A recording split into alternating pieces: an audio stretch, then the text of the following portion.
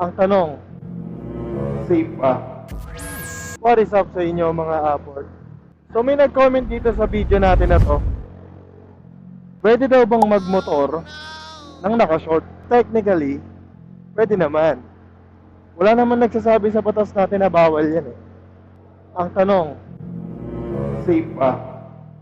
Ay ibang usapan na yan. Hindi naman natin masasabi eh.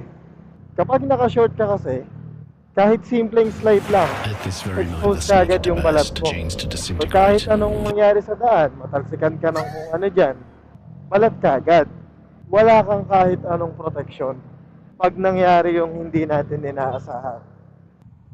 Masarap man sa pakiramdam ang presko, pero tandaan, hindi presko ang injury. Ikaw, mamili ka na lang, presko o protektado. Sabi nga dun sa isang nabasa ko, dress for the slide, not for the ride. Shoutout nga pala sa affort natin na si Eman, Maria at Yen. Tanong lang kayo mga affort, baka naman kaya nating sagutin. Ride safe always, kita kits.